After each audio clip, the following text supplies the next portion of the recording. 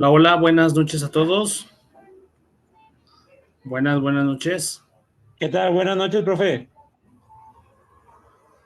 Buenas noches a todos. ¿Qué tal? ¿Me escuchan ahí? Sí, sí se escucha. Sí, perfecto, Sí, sí, excelente. sí. Ok, perfecto. Entonces vamos iniciando, si gustan, con la clase del día de hoy. Primero que nada, pues un gusto volver a saludarles, volver a nuevamente, pues coincidir con ustedes, ¿verdad? En esta clase, en este curso que estamos viendo sobre libros proféticos. Entonces, pues primeramente saludarles a todos, a los que van llegando también, los que se van conectando ahorita. Un gusto saludarles. Y bueno, vamos entonces, primeramente me gustaría preguntarles, que rápidamente me comenten eh, cómo les fue con su tarea, ¿verdad? ¿Se acuerdan que quedó pendiente una tarea? De hecho, está habilitada ahí en la plataforma para que la puedan subir. Entonces, primeramente, digo, independientemente de la entrega, que ya seguramente la tuvieron que haber hecho, si por algo no la han terminado, pues no le hace, ahorita dense la recia y se cierra la plataforma, si mal no recuerdo, a las 10 de la noche del día de hoy. Entonces, si ya la entregaron, pues qué mejor, ¿verdad? De hecho, hubo una de ustedes que me lo entregó por WhatsApp, se le hizo mejor y pues excelente, todo muy bien. A ver, primeramente me gustaría escucharlos, sus opiniones, a ver qué me pueden comentar al respecto. ¿Les gustó? ¿Aprendieron algo? ¿Qué se acuerdan? Un poquito de comentar acerca de esto.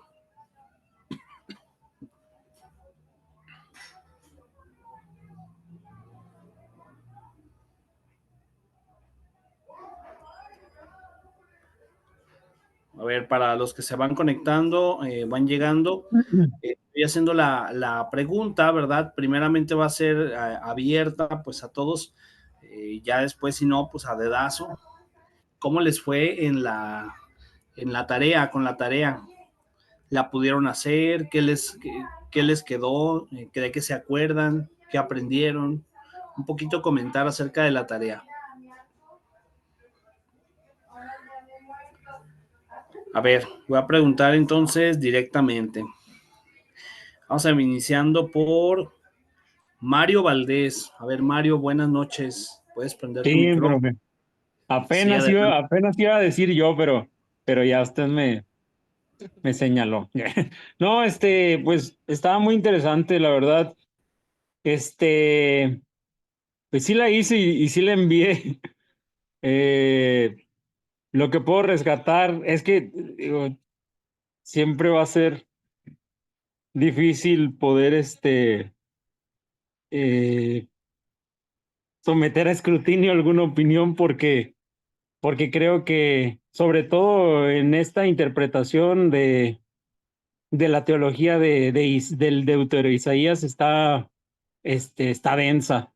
Pero, pero pues me agrada, por ahí estaba leyendo acerca de estas, del libro de Isaías, que precisamente el hecho de que la narrativa te marque como si se hubieran escrito, como si en lugar de una sola persona hubiesen escrito tres personas por los tiempos y los momentos que te marca el libro, pues ya te marca una tendencia a que posiblemente estamos hablando de la escuela de Isaías, precisamente en los capítulos del Deutero Isaías. Entonces, a mí en lo personal, pues me agrada mucho esos capítulos, la profecía del siervo de Dios, creo que hace una muy buena referencia al Nuevo Testamento. Incluso sí recuerdo que ahí en el documento que redacté decía que es parte fundamental de la narrativa de los evangelios, ¿no? Entonces, muy interesante. Y pues digo, no sé qué más no recuerdo ahorita qué más fue lo que puse en el documento, y no lo tengo a la mano, sino con todo gusto se los leía. pero sí muy interesante y está algo densa, como le digo, esos capítulos. Ok, efectivamente sí, así es. Muy bien, gracias Mario, gracias por lo que nos compartes. Una segunda participación de Paloma. Paloma, adelante, si gustas compartirnos algo, algo que recuerdes de la tarea, algo que te haya gustado. Pues a mí me está gustando mucho el libro de Isaías. Empecé a leerlo desde el capítulo 1 y pues está muy, muy bonito. Veo cómo resalta la espiritualidad y la fe en estos tiempos y cómo va dando mensajes de esperanza, de redención, la fidelidad de Dios y el compromiso que hizo en ese entonces bueno, con Isaías, el compromiso que le hizo a él, cómo, cómo se puede tomar al compromiso que hace a la humanidad, a cada uno de nosotros. Entonces, eh, pues está muy bonito, me está gustando mucho, me está llegando mucho este libro.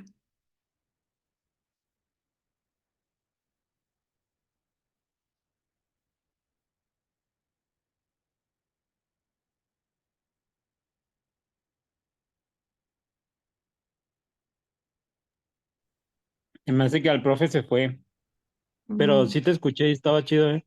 Sí está interesante. ok, sí, gracias.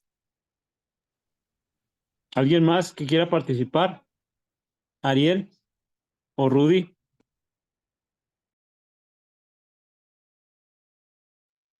Buenas noches a todos. Te doy mi tiempo, Rudy. Buenas noches a todos. Buenas Sí, noches, Rudy, bueno, buenas noches. buenas noches. Sí, bueno, yo una breve de lo que recuerdo de la tarea es que, bueno, Deutero Isaías es conocido como el segundo Isaías. Es una parte del libro que se compone del capítulo 40 al 54, el capítulo de Isaías, y se trata de un texto, en el que un profeta, discípulo de Isaías, hacia los deportados de Judá, se dividen en dos partes, que es del capítulo 40 al 48 se centran en Israel y los capítulos del 49 al 54 se centran en Sion y en Jerusalén. Eh, al- este, También recuerdo que es un texto que proclama la liberación, eh, la liberación posible y que revela la predicación del profeta del exilio en la clave de diáspora. Es lo que más o menos me acuerdo, ¿no? También, pero Ok, ya se puse un poco más de información. exactamente. Muy bien, gracias Rodolfo por compartirnos. Una disculpa, se me fue el internet hace un momento. De hecho, no ha vuelto el internet. Estoy conectado con mis datos en este momento. Esperemos que pronto vuelva. Ay, no sé por qué. Ayer también, antier, también les estuve batallando en la otra universidad, también de clase en línea. Y, ay, no, qué difícil este internet. Pero bueno, Y es que se batalla mucho, profe. Yo también aquí en sí, la casa también, de repente he estado batallando estos últimos días. exacto, sí, se está batallando mucho, no sé si haya alguna razón específica o coincidencia nada más, no sé, la verdad. Pero bueno, vamos entonces, continuando. Ya 3 personas participaron, me pareció muy bien haberlos escuchado, a Mario, a Rodolfo y a Paloma. No sé si alguien más quiere agregar algo o si no, para comenzar con la clase de hoy, ¿no? Yo Bueno, quisiera agregar un poquito de lo que... sí, ¿Sí me escuchan? sí, claro que sí. Ah, es que apareció algo aquí del internet. Del tema de Isaías es muy interesante. Yo apunté ahí mi pensar e iniciaba con lo interesante que es venir a la universidad y hablar de estos temas que a veces en lo común de las iglesias no se toca, ¿verdad? A lo mejor podría ser un poquito revolucionario hablar de los tres Isaías. Yo tengo muchos años en la iglesia y nunca lo había notado. Pero es muy interesante, ¿no? Porque a nivel universitario, pues estamos viendo técnicas para poder acercarnos y ver más allá en el análisis. Isaías siempre ha sido muy importante en el mundo evangélico. Tan importante es que se conoce como el Evangelio de Isaías, ¿verdad? Porque hace muchas menciones del Mesías sufriente. Y en el Nuevo Testamento, pues en los evangelios se hace mención, ¿verdad? En una ocasión, el maestro toma en Nazaret, en un Shabbat, en una reunión, una porción de Isaías y dice, bueno, esto se ha cumplido delante de ustedes. Las porciones que hablaban de él desde 600, 700 años atrás. Eh, leer el Deutero Isaías nos trae mucha poesía. Bueno, yo veo mucha poesía en sus expresiones, ¿verdad? Eh, Aunque el tema sigue siendo constante, ¿verdad? El tema de la redención. La redención empieza por la caída y la caída viene a ser consecuencia de la desobediencia. Eh, Entender los momentos históricos, entender ahora en retrospectiva el plan de Dios para cumplir su propósito eterno, viene a ser para nuestra enseñanza, ¿verdad? ¿Por qué Dios rompe la nación de Israel en dos? ¿Por qué a partir de la desobediencia permite que sean diseminados por el mundo conocido, ¿verdad? Lo que se conoce con la diáspora, primero el reino del norte y las 10 tribus perdidas de Israel aún hoy en día? ¿Por qué Judá va a 70 años y regresa, ¿verdad? En el llamado segundo éxodo? Todo eso tiene una enseñanza muy importante, ¿verdad? A pesar de nosotros, Dios es fiel.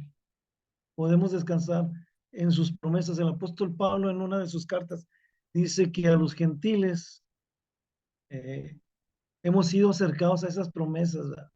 Porque el plan de redención de Dios es universal. Es desde Noé, desde Abraham. En ti serán benditas todas las naciones del mundo. Y hemos sido acercados a sus pactos, al Mesías, a las promesas y podemos confiar plenamente en ellos. Es todo, profe. Sí, muchas gracias. Gracias, Ariel, por lo que nos comparte. Siempre muy enriquecedor para todos escucharlo. Y bueno, vamos entonces, si gustan, a iniciar ya, porque ya se nos fueron prácticamente 15 minutos. Vamos entonces, si gustan, de lleno a la clase del día de hoy. Lo que hoy tenemos que ver básicamente sería, vamos a continuar pues con el día de hoy. Vamos a ver al profeta Jeremías, vamos a ver Lamentaciones y Ezequiel. Esos tres profetas pretendo yo que veamos, ¿sí? Posiblemente Daniel no lo alcancemos a ver, pero entonces vamos a por lo pronto iniciar con el primero, que es el profeta Jeremías, ¿verdad? La semana pasada vimos Isaías, vimos también una pequeña introducción, ¿verdad? Acerca de la tarea del profeta, quién es profeta, y bueno, un poquito de instrucción, orientación sobre lo que son los profetas. El día de hoy vamos a hablar precisamente del libro del profeta Jeremías, que estamos viendo primeramente los profetas mayores. Vimos a Isaías la semana pasada, el día de hoy vamos a ver el libro del profeta Jeremías. Entonces, bueno, pues vamos a iniciar primeramente por la lectura, ¿verdad? Pidiéndoles desde luego su participación. Vamos a empezar ahora con aquellos que no han participado todavía. Pues todos, ¿verdad? Porque nada más son 4 alumnos. No, pues entonces van a tener que volver a participar. A ver, empezamos con Mario. Mario, si nos haces favor de leer la diapositiva, por favor. Ok, dice datos generales del libro. Originalmente recibió en hebreo el nombre de, no sé cómo se pronuncia. Se pronuncia Acá Sefer Jeremiyah, Jeremiyahu, perdón, Yermillahu. Jeremiyahu. Tiene un total de 52 capítulos y es el segundo profeta del Antiguo Testamento. La lengua original del libro es un hebreo muy complejo y poético. El libro es una representación del mensaje y el significado del profeta destinado sustancialmente a los judíos en el exilio en Babilonia. En el exilio en Babilonia. Su propósito es explicar el desastre como la respuesta de Dios a la adoración pagana de Israel. Entonces, como podemos ver aquí, como a manera de introducción, en primer lugar, pues el propósito, dice aquí bien claramente, es dar una explicación a este desastre que estaban viviendo una vez que precisamente dieron culto a dioses paganos. El pueblo de Israel tenía la encomienda de adorar solamente a Dios, ¿verdad? A Yahvé, a Jehová, como le queramos llamar, a Elohim, y desafortunadamente ellos cayeron en la tentación de dar culto a dioses paganos. Por lo tanto, viene precisamente este castigo y Jeremías precisamente viene a anunciarles toda esta situación. Luego dice que es una representación del mensaje y significado destinado sustancialmente a los judíos. A ellos son los destinatarios, ¿verdad? Dice en el exilio de Babilonia. O sea, aquí podemos darnos cuenta del panorama, el escenario en el cual el libro del profeta Jeremías se va a desarrollar en este escenario, estando los judíos en el exilio en Babilonia. Recordemos que ya cuando vimos el libro del profeta Isaías, concretamente el Deutero Isaías, precisamente él hablaba también a los judíos estando en el exilio, durante el exilio en Babilonia. Entonces, vamos a ver que Isaías y Jeremías fueron, se puede decir, contemporáneos, ¿verdad? En este sentido, por eso es que ellos mismos, ellos dos abordan esta temática, abordan este momento histórico que le tocó vivir al pueblo de Israel. Como podemos ver ahí, el nombre Sefer Yermiyahu, ¿verdad? Tiene 52 capítulos, quiere decir que es un libro menos extenso que Isaías. Isaías tenía, habíamos dicho, 66.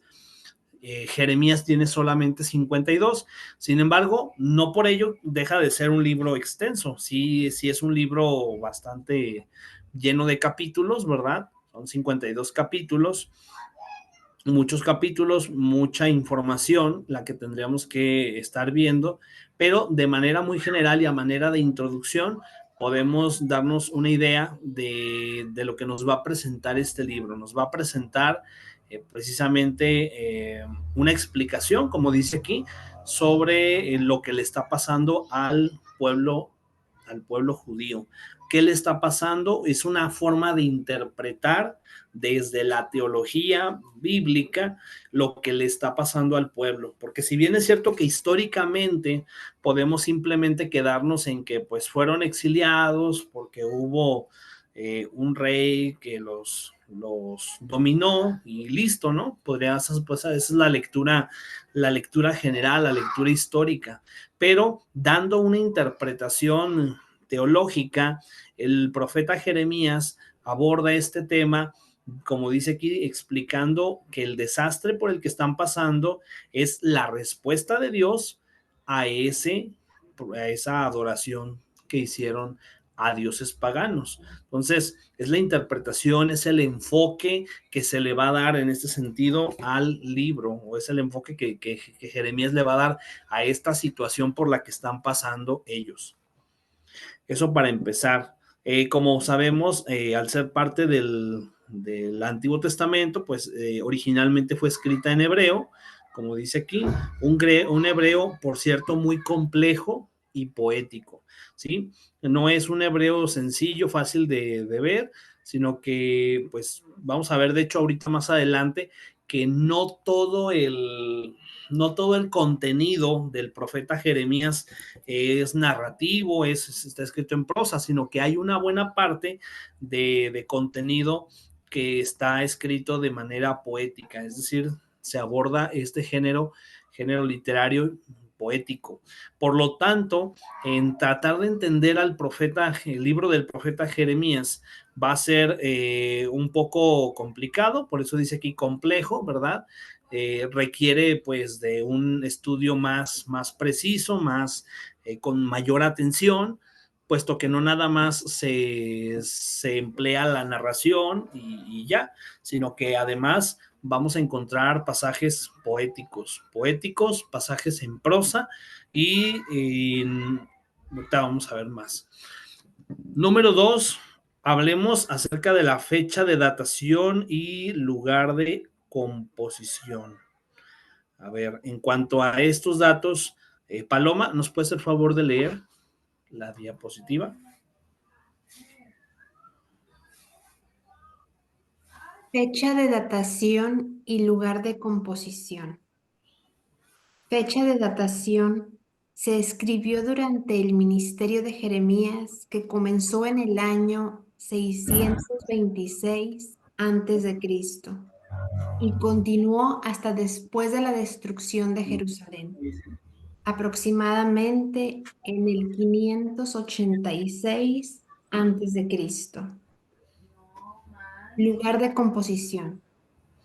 Fue compuesto en el territorio de Judá durante su ministerio profético que se desarrolló durante el reinado de varios reyes de Judá, entre ellos Josías, Joacás, Joaquín y Sedequías. Ok, muy bien, perfecto. Entonces, en primer lugar, en cuanto a la fecha, se marcan ahí precisamente, dice que se escribió muy probablemente durante el ministerio de Jeremías. Por eso es que ahí vemos marcadas dos fechas, que sería la fecha de inicio y la fecha de término del ministerio de Jeremías. Se marcan ahí el 626 a.C.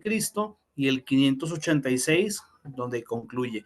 Recordemos que antes de Cristo los años se contaban de adelante para atrás, por decirlo así, ¿no? O sea, de un número mayor al número menor.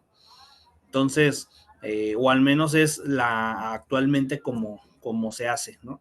Entonces, por eso es que comienza con un número mayor, el 626, termina con un número menor, 586. Entonces, es lo que muchos autores coinciden, ¿verdad? En cuanto a la fecha de datación, muy probablemente se escribe en este periodo, que es precisamente, dice, hasta después de la destrucción de Jerusalén.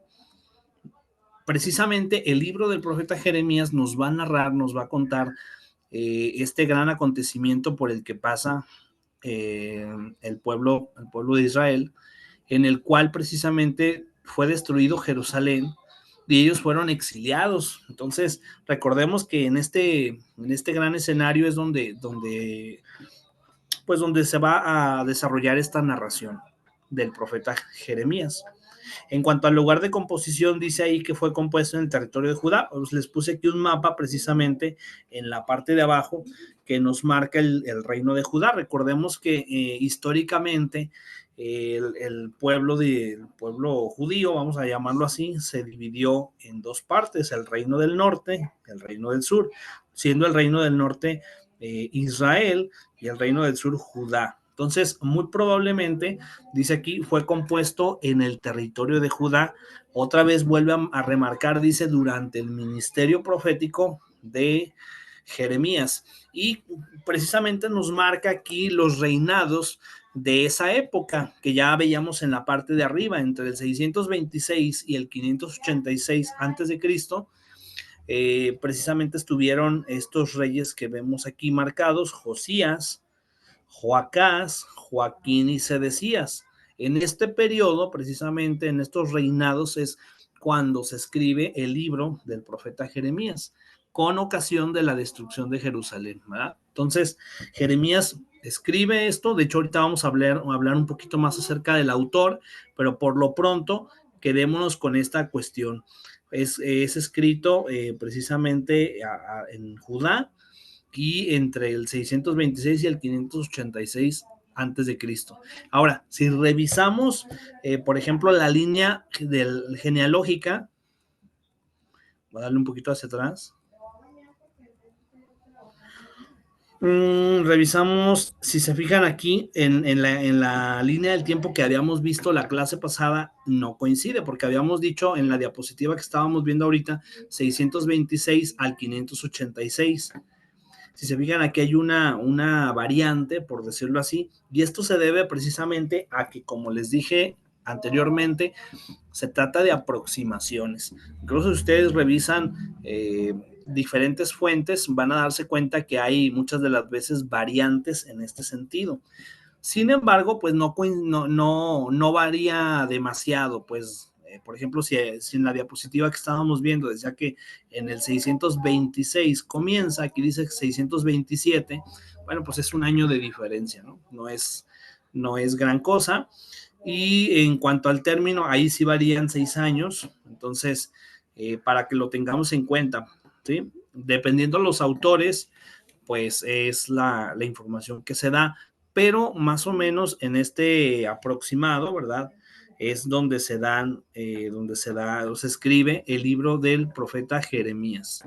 Entonces, podemos quedarnos por el momento con esta fecha, el 626, entre el 626 y el 586 se escribe el libro del profeta Jeremías y se escribe en el territorio de Judá, en esa fecha y en ese lugar. Bueno, vamos a pasar a lo que sí, que sería el punto 3. Vamos hablando del autor.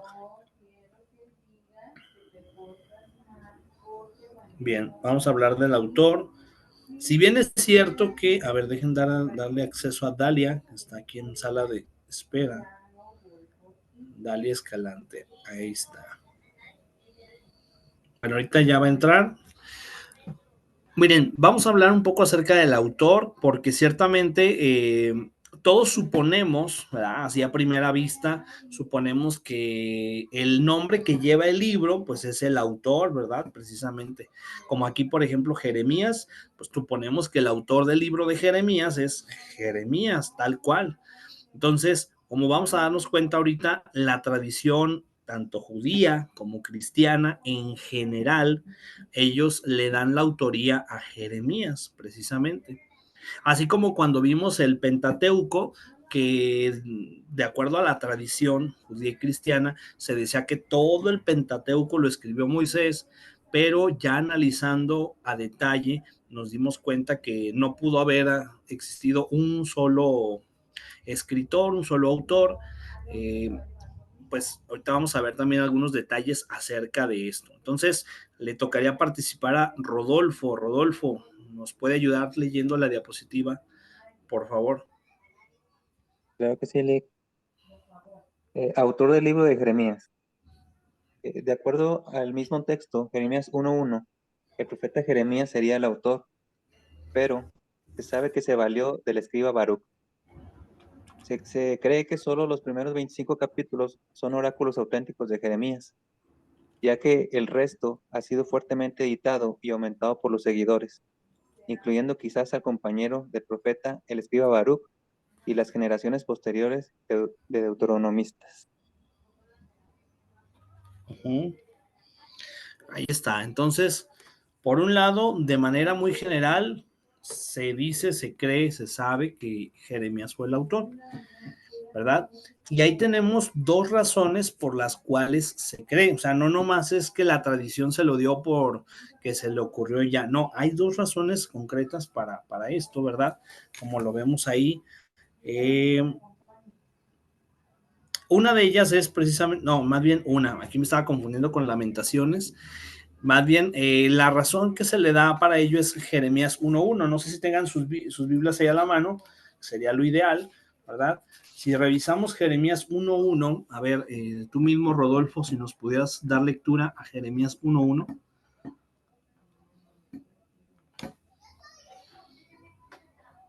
Un momento. Sí, claro que sí. O de igual manera, si alguien tiene la cita antes, no hay problema, la puede leer.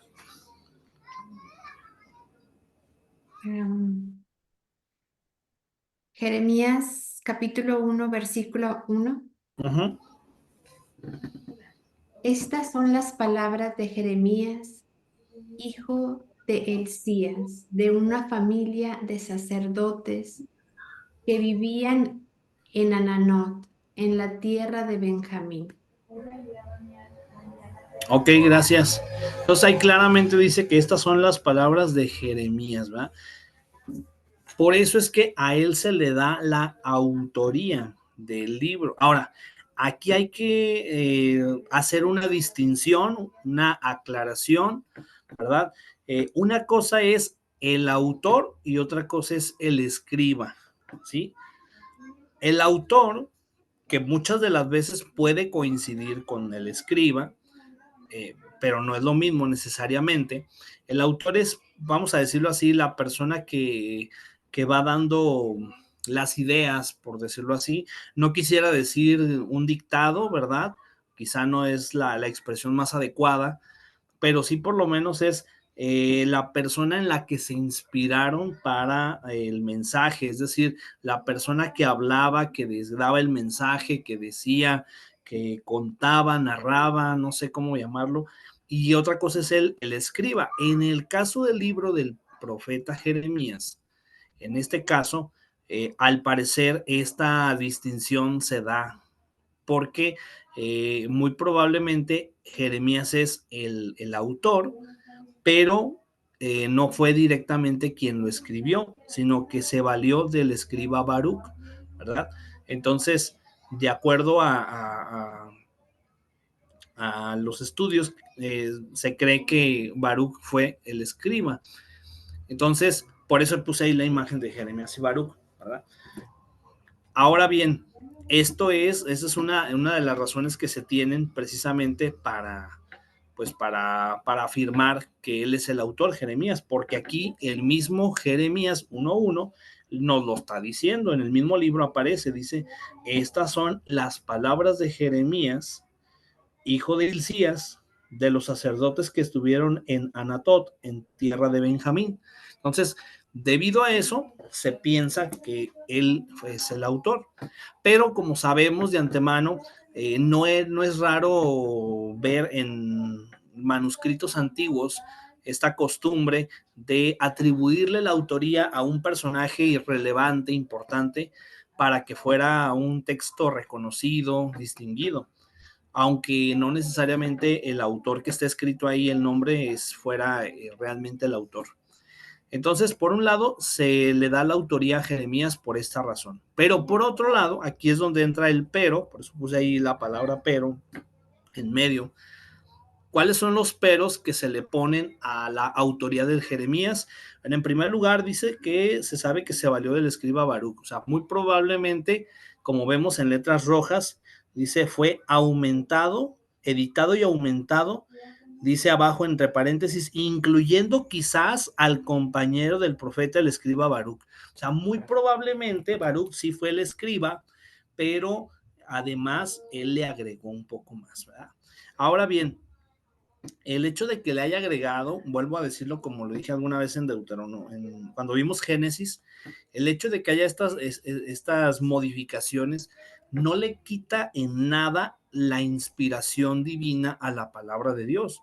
Porque luego hay gente que dice, es que la Biblia no puede ser inspirada por Dios porque ha tenido una serie de adiciones, una serie de manipulaciones, ¿verdad? Ha habido autores que lo que han manipulado, han quitado, han puesto, esto no le quita para nada la inspiración divina a la palabra de Dios. Pero sin embargo, porque estamos en la universidad, tenemos que hablar con claridad y decir que están estas objeciones, son precisamente objeciones que a la autoría de Jeremías. Se cree precisamente, dice, que solo los primeros 25 capítulos son oráculos auténticos de Jeremías. Es decir, estaríamos hablando de que Jeremías es autor tal cual, así, solamente de los primeros 25 capítulos. Acuérdense que dijimos que tenía 52 capítulos. Entonces, de esos 52, solamente 25 son originalmente oráculos dichos por Jeremías. Lo demás, muy probablemente fueron cuestiones editadas, añadidas, ¿verdad? dice, incluyendo quizás al compañero Baruch, dice, y las generaciones posteriores de deuteronomistas. Entonces quiere decir que probablemente, muy probablemente, existieron precisamente grupos de personas que fueron añadiéndole, fueron agregándole a información, se puede decir, partiendo precisamente de los mismos acontecimientos, de lo mismo que estaba pasando en aquel momento, que era la destrucción de Jerusalén. Estamos hablando de la destrucción de Jerusalén y de cómo precisamente tuvieron que ser exiliados. Entonces, basados en lo mismo que ellos estaban viendo, en este caso hablamos de las generaciones de deuteronomistas, muy probablemente ellos fueron quienes añadieron esto. Esto se alcanzan a distinguir o a notar en el hecho de que el estilo de forma de escribir dista de los primeros 25 capítulos. Entonces, por eso es que se hace esa, pues, ¿cómo se puede decir esa? Pues se cree, pues, muy probablemente que los capítulos restantes en realidad no los escribió directamente Jeremías. Esto es en cuanto al autor, en cuanto a la autoría del libro. Vamos ahora a lo que se llaman las versiones del libro de Jeremías. Vamos a encontrar que en los manuscritos encontramos dos versiones diferentes. A ver, Ariel, le tocaría a Ariel, si nos hace favor de leer. Sí, profe. Dice, existen dos versiones de este libro. La versión original, escrita en hebreo y que es más extensa, la versión Septuaginta, escrita en griego y que es un octavo más corto que el original. Así es. Entonces, como ya sabemos de antemano, sí, Ariel quiere decir algo. Quisiera decir ahorita que se menciona la Septuaginta, que es la versión que escribieron 72 ancianos judíos, la versión de todo el Antiguo Testamento, la Tanaj. Pues yo me acuerdo haber leído algo, profe, que decía que la Septuaginta, a pesar de que se escribió en griego, no era para lectores griegos, que era muy difícil de entender, que era más bien para judíos que estaban en la diáspora y que pudieran, que ya su lengua materna era griego y que pudieran entenderlo un poquito. Es lo que leí alguna vez. Sí, efectivamente sí. Fíjense que en cuanto a eso, hay dos posiciones, no sé cómo decirlo, dos formas de abordar ese punto. Una es la que nos comenta aquí Ariel precisamente acerca de que dicen que en realidad se escribió precisamente para aquellas personas que, que no sabían el hebreo, ¿verdad? Porque ya les tocó vivir en la diáspora, precisamente les tocó vivir en el exilio, y entonces precisamente para que ellos pudieran entender las Sagradas Escrituras, por eso se escribe la Septuaginta, ¿verdad? Para ellos mismos. Y la otra postura que yo he escuchado también, lo estaba viendo la otra vez en un programa con un pastor, se llama Gilberto Quintero.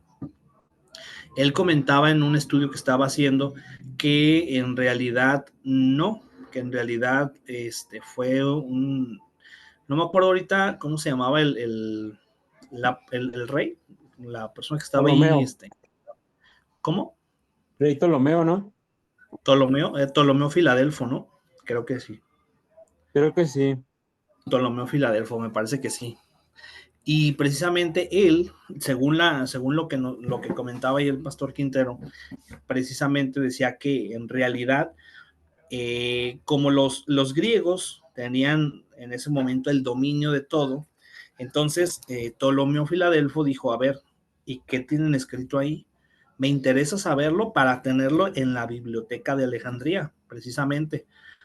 No porque él fuera creyente, sino porque más bien era como parte de la cultura de aquel tiempo el tener todos esos escritos en sus bibliotecas, pero por eso pidió que se tradujeran al griego para que fuera del dominio público, por decirlo así, pues del pueblo, ¿verdad? Entonces, está esa otra situación, o sea, en la cual se dice que en realidad fue traducido más bien para tenerlo en la biblioteca de Alejandría, para que todo el mundo lo conociera, y también como parte de una estrategia política, porque pues al gobierno siempre le va a interesar saber, ¿verdad? Un poquito más, para que no le vayan a comer el mandado otros pueblos, ya no lo fueran no fuera a hacer a lo mejor algún plan ahí de conspiración, no sé. O sea, era en la época, ustedes recuerdan, en la que se daban mucho las conquistas, conquistas territoriales. Entonces, a él le interesaba saber qué decían esos textos. Y pues precisamente para eso pidió la traducción, para verificar que no hubiera ningún problema, ninguna situación que políticamente a él le perjudicara, por decirlo así, ¿no? Entonces, bueno, pues no sé, honestamente, cuál de las dos, o a lo mejor si las dos tengan parte de verdad, ahí sí no sabría decirles, pero sí recuerdo que comentaban eso en el programa del otro día, en un canal que se llama Cyber Revolution, por cierto, ¿verdad? Que es de apologética y bueno, bueno, ya, hasta ahí. Vamos entonces a avanzar. Estábamos viendo precisamente que hay dos versiones, una que es la hebrea, la original, y que es más extensa, por lo menos un octavo más extensa que la griega. La versión griega fue mucho más corta y es la versión Septuaginta, ¿no? Eso para que lo tengamos como conocimiento general. Y vamos al número 5. ¿Quién fue Jeremías? Ciertamente podríamos dar muchísimos datos acerca del profeta Jeremías, muchos datos interesantes. Sin embargo, vamos a reducirlo a esto que tenemos en la diapositiva. Entonces, para ello vamos a leer un poquito. En primer lugar, dice que fue un sacerdote, hijo de Hilcías. ¿Se acuerdan que ahorita lo leíamos precisamente en el capítulo 1, versículo 1? Dice ahí al inicio, dice, estas son las palabras de Jeremías, hijo de Hilcías, de los sacerdotes que estuvieron en Anatot. Esto quiere decir que Jeremías, además de ser un profeta, también era sacerdote, era de la tribu sacerdotal. Dice, a quien vino la palabra de Yahvé en los días del rey Josías. Nuevamente se vuelve a marcar aquí el reinado de Josías, del cual ya habíamos hablado cuando vimos la fecha de composición, ¿verdad? La fecha de datación. Data precisamente del reinado de Josías. De hecho, si se fijan acá lo vimos, comenzó su ministerio con el reinado de Josías, Joacás, Joaquín, y terminó con el reinado de Sedecías. Entonces, Jeremías precisamente va a ser este sacerdote que es llamado por Dios. De hecho, podemos ver a lo largo a ver, dejen revisar, si mal no recuerdo es...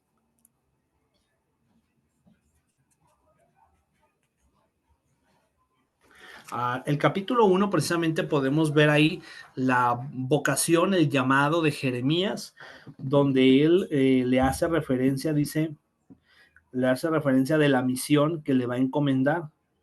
Y la respuesta de Jeremías en el versículo 7, si tienen ahí su Biblia, el versículo 7, la respuesta que da Jeremías dice, soy un niño, porque a todo lo que te envíe, dice, no digas soy un niño, porque a todo lo que te envíe irás tú y dirás todo lo que te mande.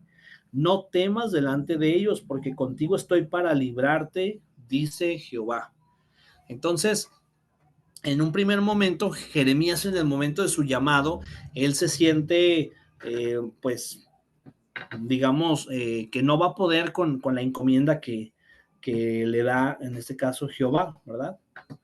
Por eso es que dice, vino pues en el versículo 4, dice, vino pues la palabra de Jehová a mí diciendo, antes de que te formase en el vientre, te conocí, y antes que nacieses, te santifiqué, y te di por profeta a las naciones. Ese versículo 5, yo creo que es profundamente revelador en cuanto a la vocación de Jeremías, porque precisamente le habla a Dios y le dice, antes de que te formases en el vientre, te conocí. Antes de que nacieras, te santifiqué, te di por profeta a las naciones. Ahí le está anunciando la misión que tendría, ser profeta, hablar delante de Dios.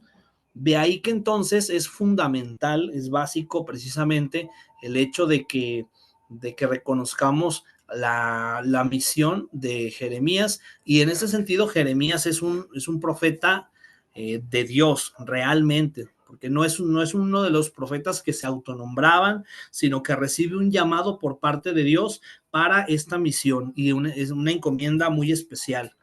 No es alguien que se autoproclama, se autonombra, sino que es alguien que recibe el llamado de Dios y que incluso él mismo se siente indigno de recibir ese llamado, ¿verdad? Por eso dice, vivió durante un periodo turbulento. Hablamos de los últimos años del reino de Judá. Hablábamos precisamente del panorama o el escenario en el cual se desarrolla este libro, precisamente porque lo que le toca vivir a Jeremías no son momentos sencillos, al contrario, son momentos de muchísimos problemas, muchas dificultades que se le vienen al pueblo, y a él le toca enfrentar ese momento junto con el pueblo. No es como que él fuera, como vemos hoy, por ejemplo, a los presidentes, ¿no? Ellos a gusto en sus mansiones y ya, ¿no? Sino que era parte del pueblo, a él mismo también le tocaba enfrentar esta situación. Esta época o esta temporada en la cual le toca vivir a Jeremías va precisamente, dice, desde la muerte del rey Josías hasta la destrucción de Jerusalén por los babilonios y el exilio. Dice en los años 587 y 586. Esto quiere decir que ese es el periodo de ministerio profético que le toca vivir a Jeremías, desde el reinado del rey Josías, pasando por este gran momento de la destrucción de Jerusalén. Es destruido Jerusalén y entonces podemos ver el exilio precisamente que se da en el pueblo. Entonces, básicamente podemos resumir así el ministerio. A ver, permítanme un momento. Ahí está, ya. Bien, hasta ahí entonces un poquito de quién es Jeremías, como para entender el libro, ¿verdad? Bien, vamos ahora a lo que sigue, que sería la estructura. Vamos a hablar ahorita en este momento de lo que es la estructura del libro por temas. Miren, el libro del profeta Jeremías es un libro un poco complicado, como ya lo habíamos visto, incluso desde el mismo lenguaje, el hebreo que se emplea pues, por la cuestión de la poesía que ya comentábamos. Y también para hacer una estructura precisa del libro de Jeremías, pues realmente es complicado, pero aquí organicé precisamente por temas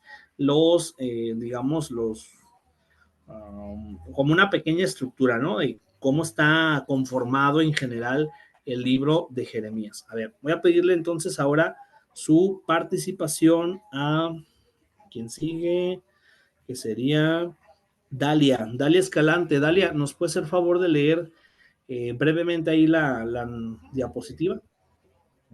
Sí, con mucho gusto. Estructura del libro por temas. Se puede dividir en secciones de acuerdo con el tema general de cada una.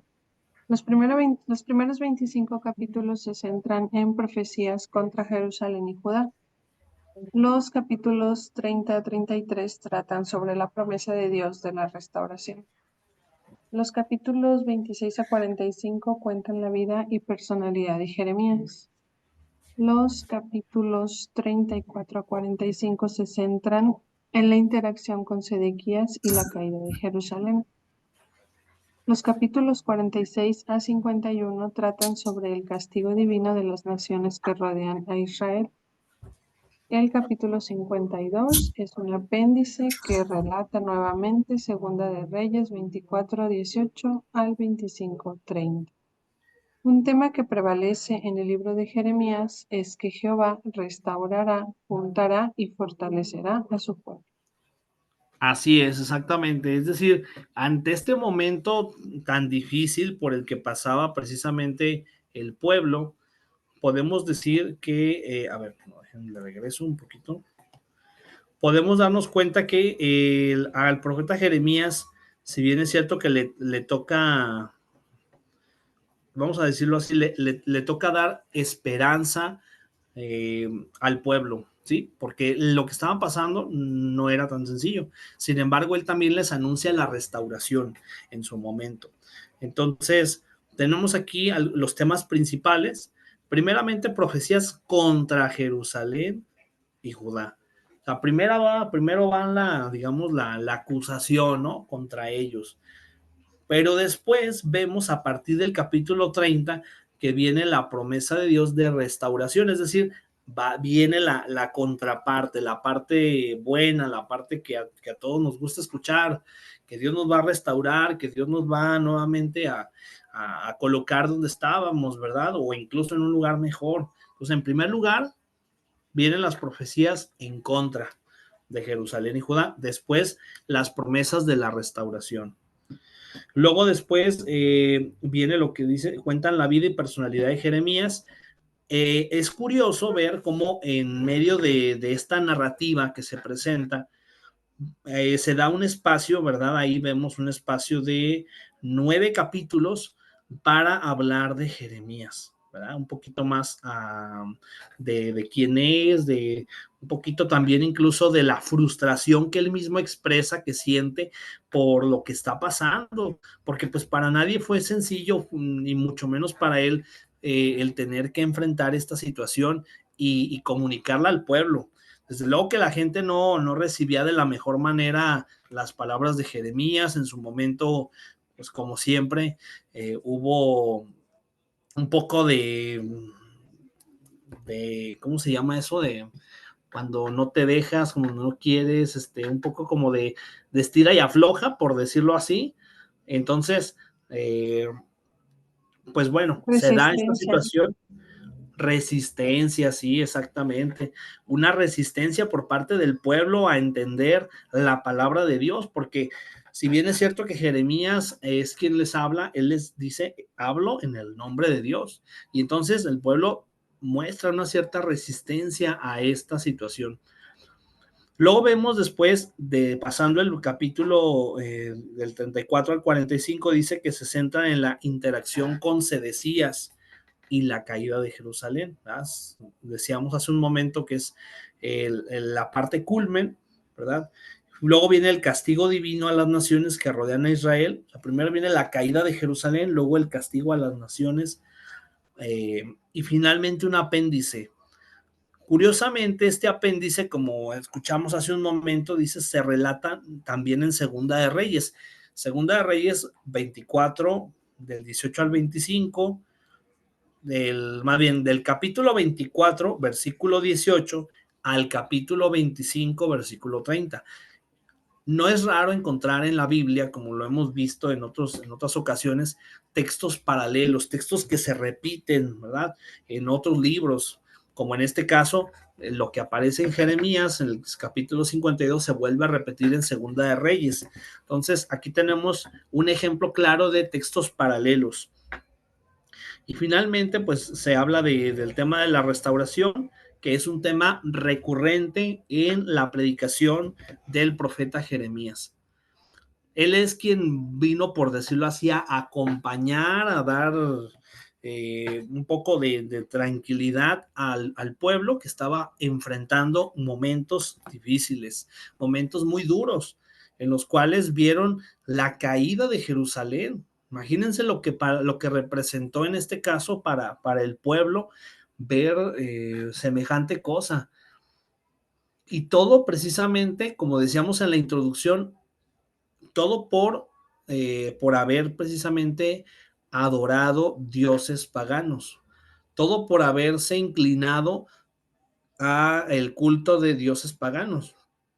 De ahí que entonces entendemos el enfoque que se le da, pues, desde el punto de vista teológico bíblico, porque no solamente se trata de una situación, una tragedia por la que están pasando, porque el otro pueblo era más poderoso y ya, sino que Dios permite esto en razón como castigo, por decirlo así, como castigo por lo que ellos hicieron, por el pecado que cometieron. Vamos a hablar ahora de los géneros literarios. Hace rato les comentaba que el libro del profeta Jeremías es complicado en su lenguaje precisamente porque utiliza muchas cuestiones poéticas, ¿verdad? Muchas expresiones poéticas.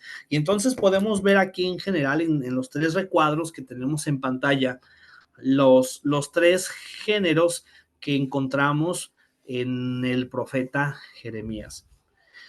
Y es mucha la información. Si ustedes se fijan, así a primera vista, decimos, wow, cuánta información. Sin embargo, vamos a ver que no es tan complicado como parece. En primer lugar, encontramos del capítulo 1 al capítulo 25 lo que se llaman cadenas poéticas.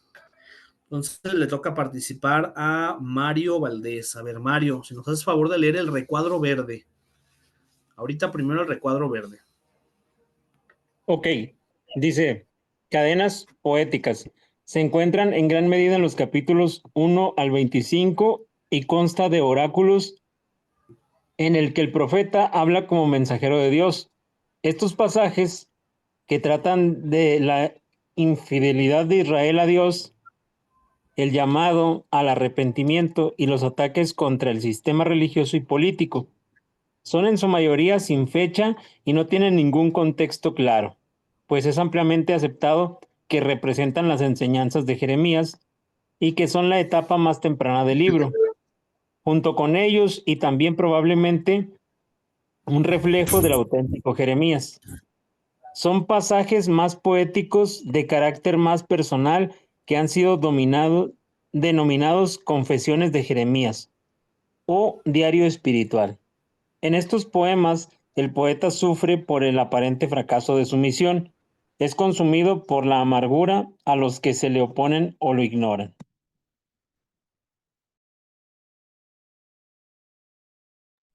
¿Solo el verde va?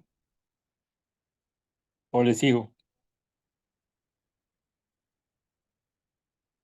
No, pues yo creo que ya se fue Creo el que profe. se salió. Y digo Ok, que Sí, ya aquí mo. estoy. Aquí No, estoy ahí otra vez. Ya quedó.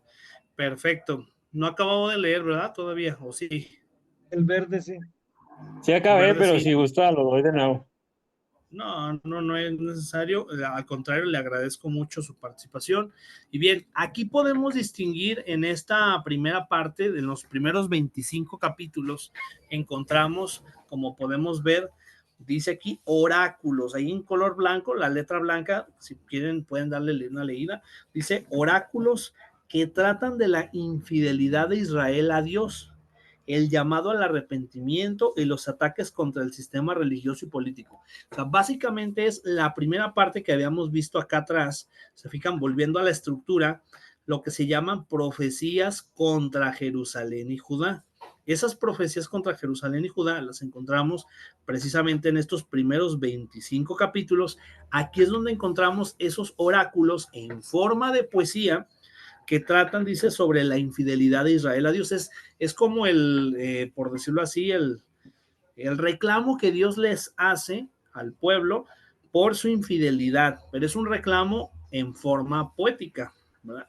Entonces, en cuanto a su infidelidad, por un lado, encontramos eso en los primeros 25 capítulos. Por otro lado, también dice que encontramos pasajes más poéticos de carácter más personal, que han sido denominados diario espiritual. A eso es a lo que se le conoce como diario espiritual en el libro de Jeremías, el profeta Jeremías. A estos como poemas, por decirlo así, que son más de carácter personal. ¿Por qué? Porque dice, en estos poemas el profeta sufre el aparente fracaso de su misión. es consumido por la amargura a los que se le oponen o lo ignoran. Lo que les decía hace un momento. O sea, Jeremías pues también sufrió, le sufrió porque no es como que llegaba el profeta y todo el mundo lo reverenciaba y pásele por acá, el hombre de Dios, venga, siéntese aquí. No, obviamente que no. La manera en cómo lo trataban a él, muchas de las veces era de desprecio. Entonces, por eso es que él expresa aquí también de manera poética este aparente fracaso de su misión, dice una cierta amargura por aquellos que se le oponen, o sea, que están en su contra o que lo ignoran. Entonces, no debe ser fácil para nadie tener que enfrentarse a una situación así, en la cual la gente no te hace caso, la gente te hace malas caras, la gente no te quiere ni voltear a ver. Imagínense el desprecio tan grande que sentía. Entonces, en los primeros 25 capítulos vamos a encontrar este género literario poético en el cual vamos a encontrar estos dos tipos de oráculos. Oráculos contra Jerusalén y Judá, y por otro lado también estos pasajes a los que se les conoce como el diario espiritual, en los cuales Jeremías expresa su sentir, por decirlo así, su sentir en esos momentos por los que está pasando. Eso por un lado, ¿verdad? Las cadenas poéticas. Ahora, pasando después del capítulo 25, a partir del capítulo 26 al 29, luego nos brincamos al capítulo 32, luego del 34 al 44, encontramos en esta segunda parte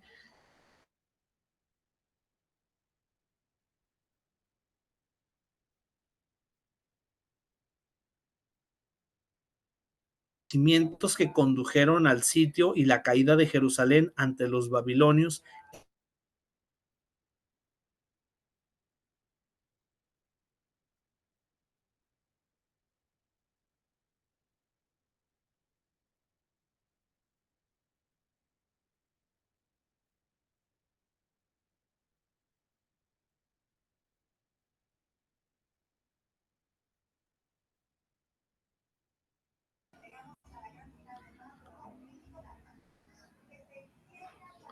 A ver, ahí está otra vez, ahí estoy. ¿Ya se está viendo la pantalla? Ya. ¿Ya? Ok. Perfecto. Entonces vamos con, no sé si se alcanzó a escuchar lo último acerca de la biografía, pero básicamente es eso, o sea, él va presentando datos como fechas, por ejemplo, fechas acerca de su ministerio, nos presenta a grandes rasgos los acontecimientos generales por los que va pasando. La tercera parte, el tercer género literario que encontramos ahí en el libro del profeta Jeremías es el de la prosa. Entonces, le voy a pedir aquí a ver, espérenme. Seguiría. A ver, no se está viendo. En compartir, pantalla completa. Bien, ahí se supone que ya se tiene que estar viendo, ahora sí. Ariel, ¿nos hace favor de leer, por favor, el cuadro rojo? Dice prosa, como el sermón del templo en el capítulo 7 y el pasaje del pacto en 11, del 1 al 17, se encuentran dispersos en todo el libro. Muestran claras afinidades con los deuteronomistas, la escuela de escritores y editores que dieron forma a la serie de libros de historia de jueces a reyes. Y si bien es poco probable que vinieran directamente de Jeremías, es muy posible que tengan sus raíces en las tradiciones acerca de lo que dijo e hizo. Así es, exactamente. Entonces, básicamente podemos ver ahí, recordando un poquito lo que decíamos acerca de los autores, si bien es cierto que Jeremías no fue autor de los 52 capítulos, sino solo de los primeros 25, sin embargo, como dice aquí abajo, es muy posible que tengan las mismas raíces acerca de lo que dijo e hizo. Entonces, la última parte, que vendría a ser esta, aquí se menciona concretamente dos pasajes, el sermón del templo y el pasaje del pacto, ¿verdad? El sermón del templo lo encontramos en el capítulo 7, el pasaje del pacto en el capítulo 11, versículos 1 al 17. Ahora bien, estos dos son ejemplos precisamente de prosa, es decir, de texto narrativo como tal, así como el resto de la Biblia, que nos cuenta, nos narra una historia. A diferencia del amarillo, no nos narra cuestiones, digamos, personales, sino más bien sucesos que se vivieron en torno a la destrucción de Jerusalén, ¿verdad? Y básicamente entonces serían estos tres los géneros literarios que podemos encontrar a lo largo del libro del profeta Jeremías.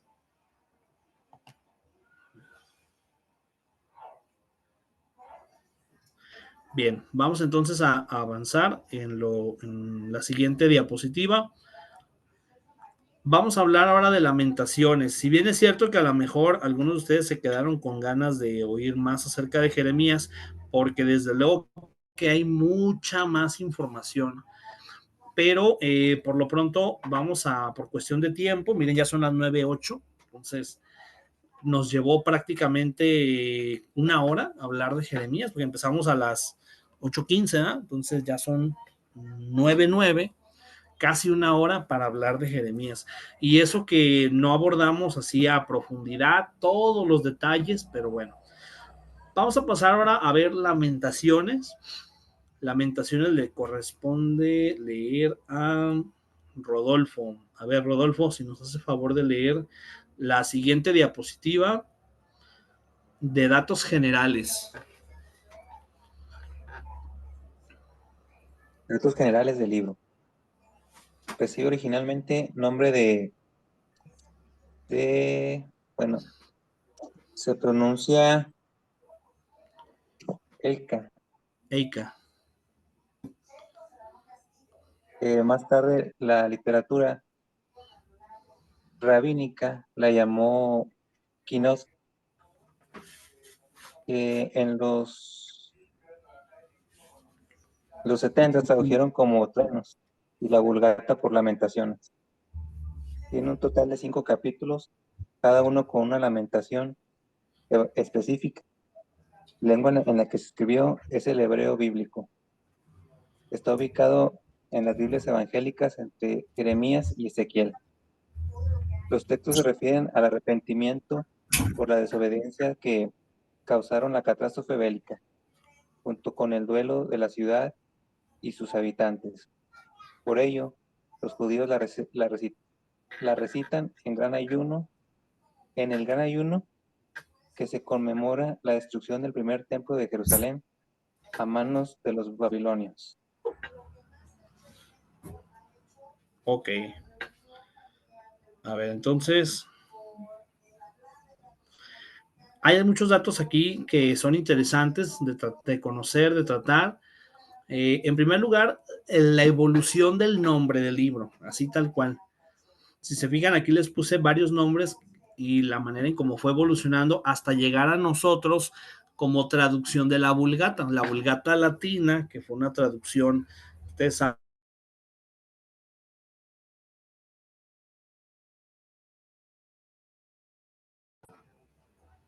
A ver, ahí, entonces, ¿sí se sigue viendo? Es que no sé por qué, pero cada ratito se está desconectando la videollamada.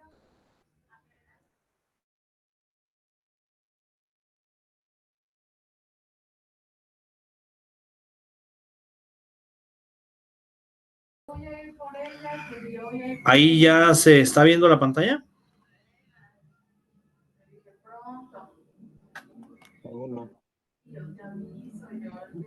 No. ¿No?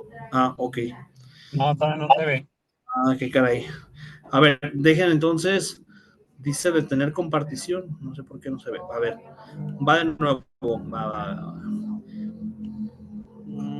Compartir. Supone que ahí se tiene que estar ya viendo. Bueno, Ahí, ¿sí? Ok. Entonces, en primer lugar, veamos la evolución del nombre del libro. En primer lugar era Eika, originalmente en el hebreo Eika, después pasa a ser Quinot, luego Trenos y finalmente en la Vulgata latina Lamentaciones. Entonces, de esa manera es como ha evolucionado el nombre del libro. Fíjense que a diferencia del profeta Isaías, que tiene 66 capítulos, Jeremías 52, en el caso de Lamentaciones encontramos que es un libro de apenas 5 capítulos. ¿Sí? Eso es algo que se me hizo muy curioso. ¿Por qué? Porque si bien es cierto que está dentro de la lista de profetas mayores, sin embargo, pues apenas si tiene 5 capítulos.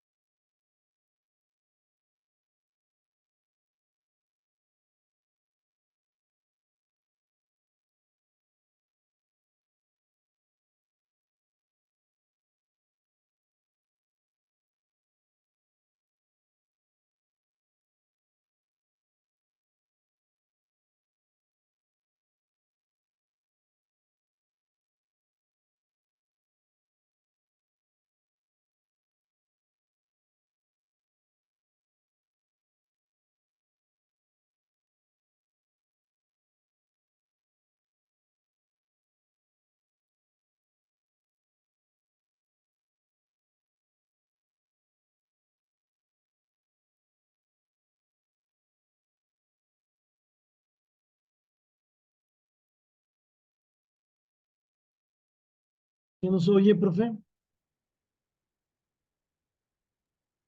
Ya no se escuchó nada. No, Yo ya no quería, escuchaba nada, ahí pero parece ahí que está otra vez. A ver, ¿ahí ya me escuchan? Sí, ya se escucha. Sí. Ah, ok, ahí y está ya en la se ve pantalla también, ¿verdad? también.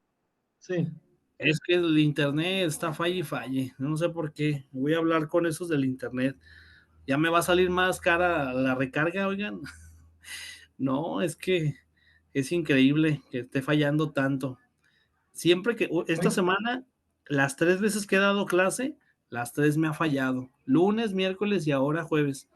Pero bueno, dejando de lado eso, concentrándonos en la clase, dice que los judíos la recitan en el gran ayuno que conmemora la destrucción del primer templo de Jerusalén. Pues quiere decir que esto que vemos aquí de las lamentaciones es algo que ellos mismos recitan, todavía al día de hoy lo recitan como conmemoración de la destrucción del primer templo de Jerusalén. No sé si este dato lo conocían, lo sabían, no, ahí tenemos. De hecho, existe lo que se llama el Muro de las Lamentaciones, si ¿sí recuerdan, ¿no? Si lo han visto alguna vez en internet, me imagino, o no sé si alguien ha tenido la oportunidad de ir hasta allá. Yo no, la verdad, ni para qué mentirles, para qué decirles, yo estuve ahí. No, la verdad no, pero sí he visto el Muro de las Lamentaciones, ¿verdad? Que es uno de los muros que quedó del templo de Jerusalén, ¿verdad? Y bueno, pues ese templo de Jerusalén que fue destruido en el año 70, ahí quedó. ¿Verdad? Solamente uno de los muros queda levantado. Y es donde todos los judíos van y oran. Bueno, los judíos que viven de aquel lado, pues desde luego, van y oran, hacen oración con la palabra de Dios. Y bueno, fecha de datación y lugar de composición. Fíjense que aquí se menciona el año 586, que coincide precisamente también con la fecha que habíamos dado de datación del libro de Jeremías, ¿verdad? No sé si ya se dieron cuenta que hay una coincidencia ahí en cuanto a la fecha.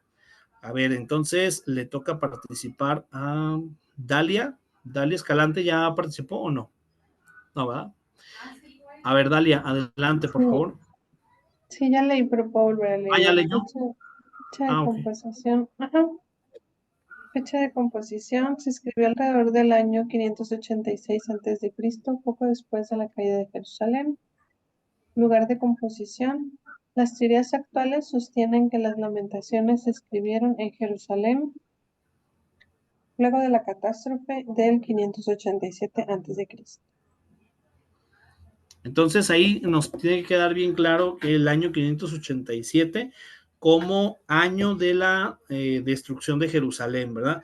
Nuevamente, las lamentaciones, este libro de las lamentaciones vuelve a hacer referencia a este gran evento que marcó la historia del pueblo de Israel, la destrucción de Jerusalén.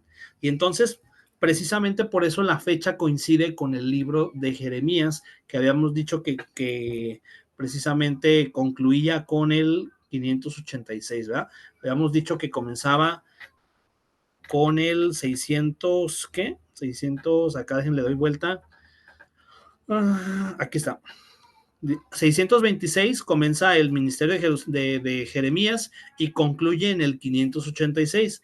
Aquí en este año concluye el ministerio de Jeremías. Bueno, pues coincide precisamente con la fecha de composición del libro de Lamentaciones. En el año 586 también dice ahí que probablemente se escribe en ese año, que es, dice, poco después de la caída de Jerusalén, que había sido en el 587. Acuérdense que se contaban los años al revés, ¿verdad? Primero el 587, después fue el 586. Entonces, muy probablemente se escribe precisamente en Jerusalén, con ocasión de la caída de Jerusalén, y se escribe en el 586, un año después de la caída de Jerusalén.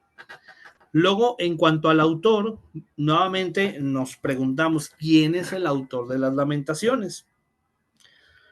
Y o nuevamente la tradición judía y cristiana tiene una opinión en cuanto a la autoría. Pero ahorita vamos a ver algunos puntos en los cuales nos vamos a dar cuenta que pues no, Jeremías no pudo haber sido exclusivamente el autor, ¿verdad? Vamos a ver algunas razones. Obviamente todo pues tiene que ir respaldado con el por qué, no nada más decir esto es así porque sí, ya. A ver, en primer lugar, según el libro de las Lamentaciones, se cree que Jeremías es el autor por dos razones. Ahora sí son dos razones. La primera razón es porque los poemas son de la época de Jeremías. ¿Se acuerdan que habíamos visto en el libro de Jeremías que es un libro, digamos, poético? Los primeros 25 capítulos encontramos oráculos escritos de manera poética, con este género literario. Entonces, en el libro de las Lamentaciones, nuevamente vamos a encontrarnos con este género, la poesía, y entonces se piensa precisamente que como era la manera de escribir de Jeremías, por lo tanto también se cree que él es el autor de las Lamentaciones. Es una razón que me parece muy válida para creer o para atribuirle la autoría. Por otro lado, además de esto, además de que coincide con el estilo de escritura, con el estilo de Jeremías, también encontramos en Segunda de Crónicas 35-25, les invito a que vayamos a la Biblia, vamos a la Biblia, Segunda de Crónicas, si quieren vamos a revisar, Segunda de Crónicas, ahí está, ya no encontraba Crónicas, ahí está. Segunda de Crónicas, capítulo 35, si alguien tiene la cita, la puede empezar a leer. 35, versículo 25. Yo aquí ya la tengo. Dice, y Jeremías endechó. Pero a ver, alguien que la lea. Jeremías endechó en memoria de Josías. Todos los cantores y cantoras recitan estas lamentaciones sobre Josías y las tomaron por norma para endechar en Israel, las cuales están escritas en el. Así es. Entonces, ahí, sobre todo en la parte final del versículo 25, concretamente ahí al final, dice las cuales, bueno, en primer lugar dice, todos los cantores y cantoras recitan esas lamentaciones, las recitan. Y luego en la parte final dice, las cuales están escritas en el libro de los lamentos. Y al final comienza diciendo, Jeremías endechó en memoria de Josías. ¿Qué es endechó? No sé. Supongo que escribió. Una especie de llanto. Ah, llanto, ok. Ah, ok, perfecto. Entonces queda clarísimo. Entonces hizo como llanto, ¿verdad? En memoria de Josías. Y dice, todos los cantores y cantoras recitan esas lamentaciones sobre Josías. Y al final dice, las cuales están escritas en el libro de los lamentos. Entonces, haciendo referencia a esta cita de Segunda de Crónicas 35:25, ahí concretamente se habla de que fue Jeremías quien dijo, al menos no dice escribió, pero por lo menos sí habla de que endechó en memoria de Josías, estas lamentaciones, y dice que están escritas en el libro de los lamentos. Entonces, otra razón más para darle la autoría a Jeremías, ahí tenemos la evidencia, ¿verdad? La evidencia bíblica. Entonces, ahí están dos razones para creer que él es el autor. Sin embargo, va la contraparte, ¿verdad? Puede ser que alguno de ustedes diga, ¿sabes qué? Yo me quedo con estas dos razones, me parecen muy válidas para creer que Jeremías fue el autor de las lamentaciones. ¿Está bien? Si tú crees que es válido, adelante. De hecho, sí lo son razones válidas, ¿verdad? Sobre todo la segunda, porque literalmente lo dice. Literalmente dice que fue él quien lo escribió, quien dice, están escritas en el libro de los lamentos, y habla de que Jeremías es quien por lo menos las pronunció. Sin embargo, dice, las teorías actuales sostienen que las lamentaciones no fueron escritas por la misma mano ni al mismo tiempo. Fíjense cómo aquí dice no fueron escritas. El verbo que se utiliza es escritas. Mientras que en la Biblia encontramos endechó, que nos decía Ariel hace un momento que es algo así como un llanto, como llorar. Entonces hablamos de dos. Cantado. ¿Mande? Un llanto cantado. Llanto cantado, exacto, muchas gracias. Entonces, aquí encontramos dos acciones diferentes. No es una contradicción, sino es dos acciones diferentes. Puede ser que sí, efectivamente él las cantó, él las pronunció, las dijo, como queramos decir, y fue otra persona la que los escribió. Por eso dice aquí, no fueron escritas por la misma mano ni al mismo tiempo. Es decir, hubo otros autores. El hecho de decir no fue escrita por la misma mano quiere decir que precisamente fue escrito por otros autores, además de Jeremías, otros autores. Dice abajo en color amarillo, dice, los autores verdaderos fueron, por tanto, judíos piadosos y versados en la ley, y con toda probabilidad eran sacerdotes que conocían perfectamente el libro de Jeremías. Entonces, se trata de judíos piadosos que conocían el libro de Jeremías, por lo tanto, al tener este conocimiento, este acercamiento al libro de Jeremías, precisamente por eso es que ellos copian, por decirlo así, el estilo que usaba Jeremías, que era un estilo poético. Luego dice que el capítulo 1 puede ser tan antiguo como el del 597. Capítulo 1 sería en este caso la excepción a esto. Simple y sencillamente se nos dice pues que pudo haber sido escrito en el 597 antes de Cristo. Bueno, esto en cuanto a la autoría. Aquí tenemos tanto la postura que reconoce a Jeremías como el autor, como también la contraparte donde se dice que en realidad los autores verdaderos fueron judíos piadosos, ¿verdad? Que conocían de cerca la obra de Jeremías. Ahora, hablemos de la estructura del libro de las Lamentaciones. Concretamente, como habíamos dicho, se trata de 5 capítulos. Cada uno de los capítulos nos habla de una lamentación diferente. Aquí tenemos el listado de las lamentaciones, digamos, el motivo por el que se lamentan. En el capítulo 1 encontramos dice, tristezas de Sión, la cautiva. Bueno, a ver, esto si lo puede leer uno de ustedes mejor para que participen precisamente. A ver, Mario Valdés, ¿nos puede hacer el favor de leer? Sí. Estructura del libro de Lamentaciones. Capítulo 1. Tristezas de Sión, la cautiva. Capítulo 2. Las tristezas de Sión vienen de Jehová. Capítulo 3. Esperanza de liberación por la misericordia de Dios. Capítulo 4. Castigo de Sión consumado. Capítulo 5. Oración del pueblo afligido. Ujú. Ok, entonces ahí tenemos las distintas lamentaciones que podemos encontrar precisamente en este libro. Vamos un poquito más a profundidad. Y si revisamos cada una de ellas, en primer lugar, la primera de ellas, la primera lamentación, dice que en ella el poeta llora la catástrofe, personificando a la ciudad como una princesa abandonada. Fíjense, este es un dato importante.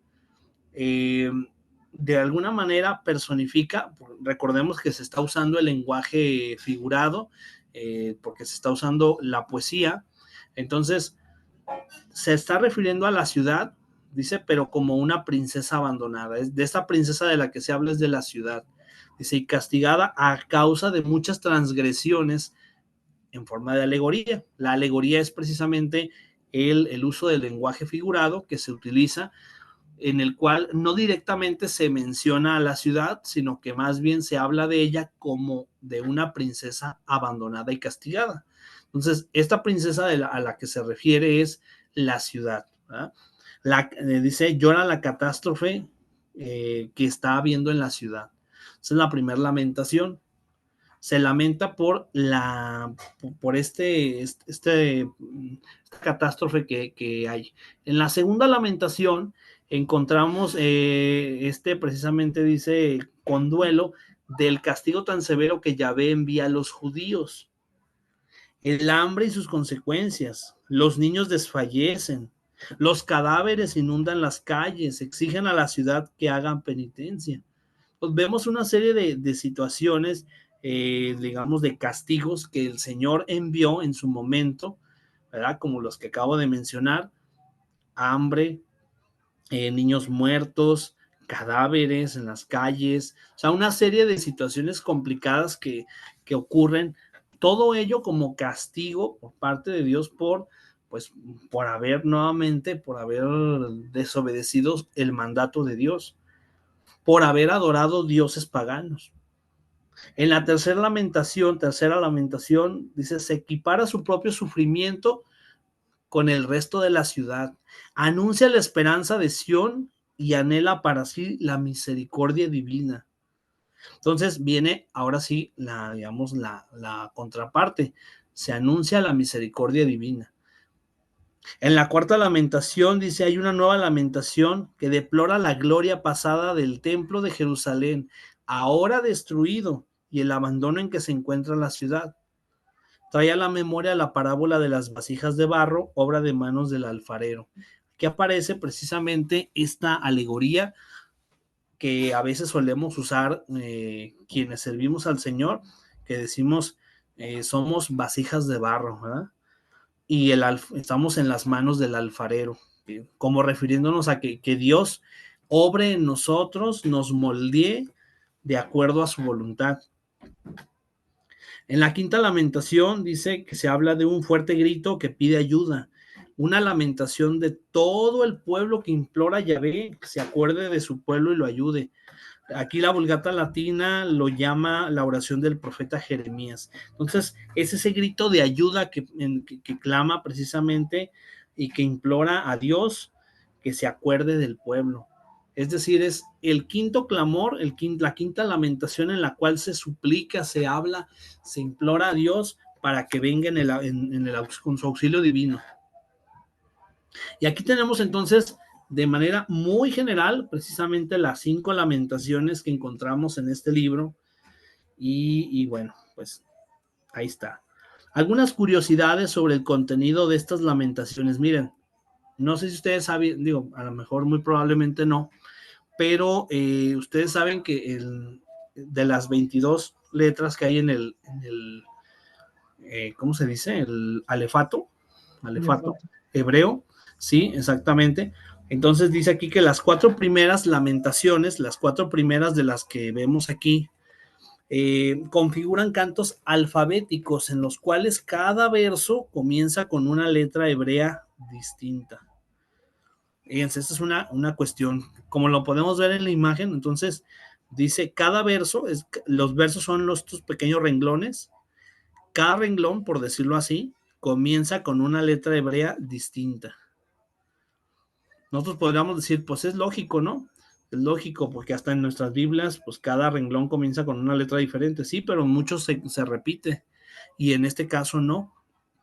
Entonces, dice, sin embargo, el orden alfabético de la Lamentación primera es totalmente distinto de los de la segunda, tercera y cuarta. Lo que les decía, son distintos.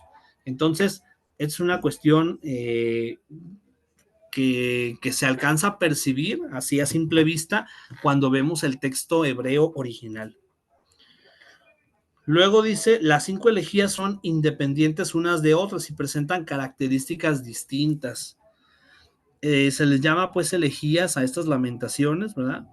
Cada una con distintas características. Por ejemplo, ¿cuáles son las diferencias? ¿Cuáles son estas características distintas? En el caso de la tercera es una lamentación individual. Si nos regresamos a la anterior diapositiva, dice que la tercera lamentación equipara su propio sufrimiento con el resto de la ciudad. ¿De quién se está hablando? Del sufrimiento propio de quién. Del profeta Jeremías, ¿verdad? En este caso. Entonces, por eso es que es una lamentación individual, porque ahí él compara su sufrimiento con el del resto de la ciudad, su sufrimiento propio.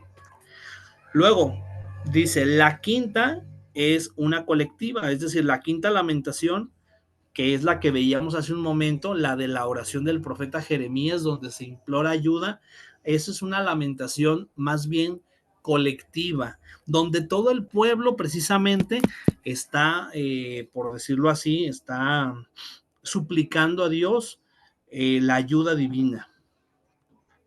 Luego dice, la segunda y cuarta constituyen oraciones fúnebres.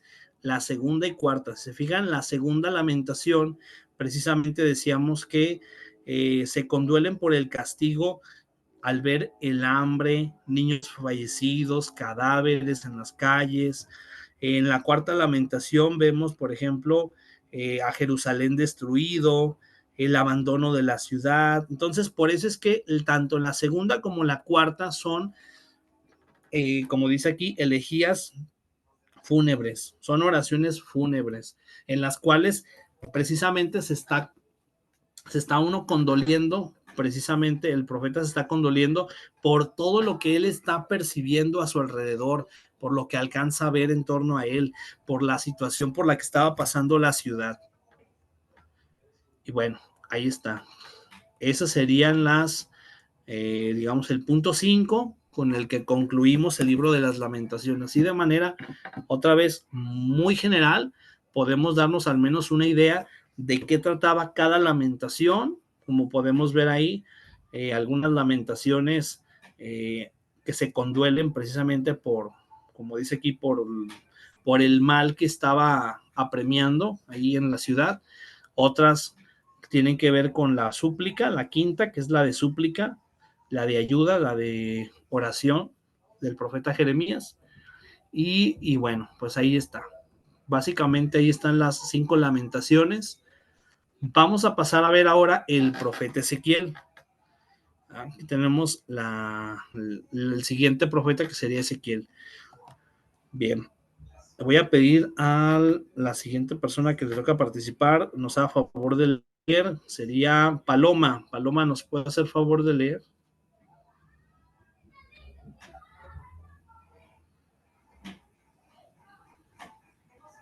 Datos generales del libro. El nombre original del libro cuya pronunciación es Keyesekel, que significa mi fortaleza es él. Es el tercer libro profético del Antiguo Testamento. Tiene 48 capítulos. Relata 7 visiones del profeta Ezequiel exiliado en Babilonia durante 22 años, del 593 al 571 a.C. Los temas conceptuales incluyen la presencia de Yahvé, Dios de Israel, la pureza, la misión de la nación de Israel como comunidad divina.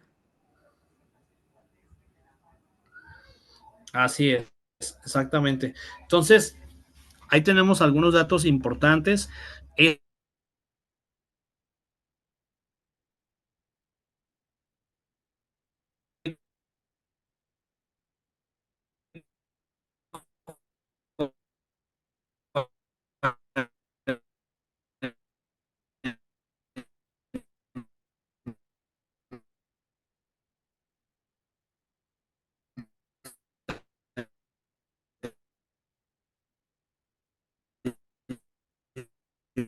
Ocho capítulos, ¿verdad?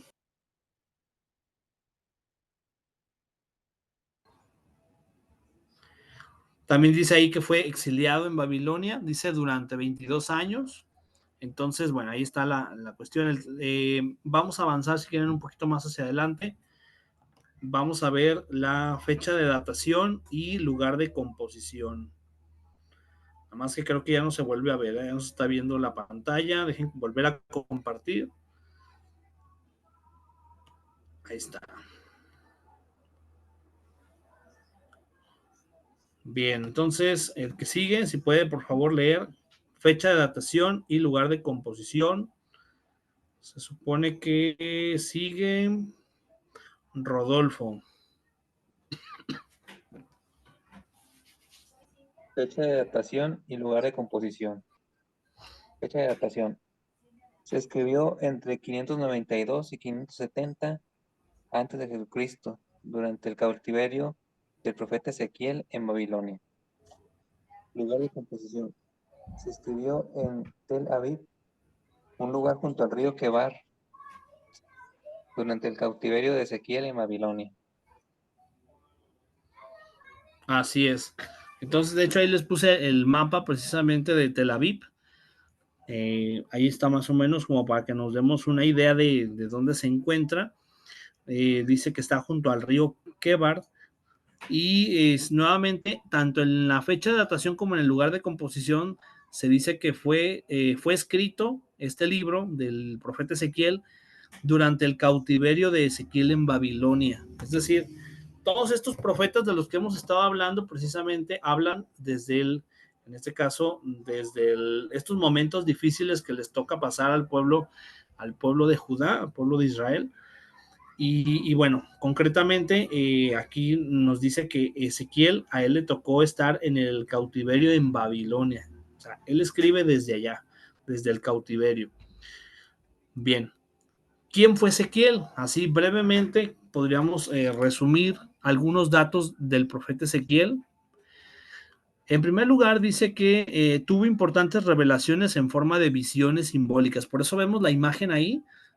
Tuvo muchas visiones. Decíamos al principio 7 visiones simbólicas que se presentan en este libro del profeta Ezequiel. Número 2 dice, provee descripciones detalladas de sus visiones, descripciones detalladas, o sea, es muy detallista, es algo que le caracteriza al momento de estar escribiendo, es alguien muy dado a la descripción, más que a la narración, a la descripción. En su primera visión, Ezequiel percibió el tetramorfos, es decir, los 4 seres vivientes tirando de un carro celestial. Entonces, no sé si han escuchado hablar de estos 4 seres vivientes. Bueno, pues precisamente esto aparece en el libro del profeta Ezequiel. También Ezequiel vivió en la misma época que el profeta Jeremías. ¿No? Podemos darnos una idea precisamente por la fecha que veíamos hace un momento, la fecha de datación. Eran contemporáneos, Ezequiel y Jeremías. Dice que estaba casado, era hijo de Busí, de linaje sacerdotal. También él era de linaje sacerdotal, igual que Jeremías. Fue llevado cautivo a Babilonia junto con el rey Joaquín de Judá. Permaneció en una ciudad de Mesopotamia llamada Tel Aviv, que es la misma que habíamos comentado acá atrás. Si se fijan en el mapa, él ahí permaneció en Tel Aviv. De ahí que se sabe que entonces el libro del profeta Ezequiel se escribió ahí. Bueno, entonces, Fue llevado cautivo a Babilonia, dice ahí, en una ciudad de Mesopotamia llamada Tel Aviv, cerca de Nippur en Caldea. Otro dato también de Ezequiel. Dice, 5 años después, a los 30 de edad, Yahvé lo llamó al cargo de profeta, que él ejerció entre los desterrados durante 22 años. Entonces, a él le toca precisamente recibir el llamado a ser profeta, teniendo 30 años, o sea, jovencísimo, ¿eh? Más joven que yo ya tengo 34. Bueno, ahí está. En cuanto a la estructura del libro, fíjense que podemos hacer una estructura muy sencilla en 3 grandes partes.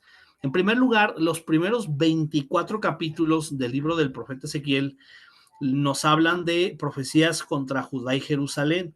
¿Les suena esto? Profecías contra Judá y Jerusalén. Son, nuevamente, coincide precisamente con lo que ya habíamos visto acá atrás, profecías contra Judá y Jerusalén. Acá, déjenle regreso para que se acuerden un poquito. Aquí está. Cuando vimos precisamente el libro del profeta Jeremías, veíamos que en los primeros 25 capítulos también había profecías contra Jerusalén y contra Judá. Entonces acá también nuevamente encontramos esas profecías contra Jerusalén y Judá.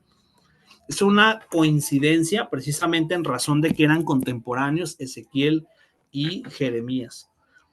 Solamente que acá en el libro del profeta Ezequiel esto aparece en los primeros 24 capítulos, mientras que en Jeremías aparece en los primeros 25. Luego del capítulo 25 al 32 encontramos profecías contra las naciones extranjeras. O sea, primeramente contra Judá y Jerusalén, luego contra las naciones extranjeras, lo cual también coincide con el contenido del profeta Jeremías. Porque nuevamente, si le regresamos hacia atrás, podemos darnos cuenta que aquí se habla de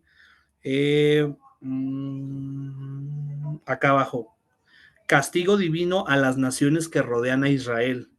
Acá en el libro del profeta Jeremías aparece del 46 al 51 ese castigo divino a las naciones. Mientras que acá en el libro del profeta Ezequiel encontramos que aparece del 25 al 32 profecías contra las naciones extranjeras. Nuevamente con una coincidencia en cuanto al contenido.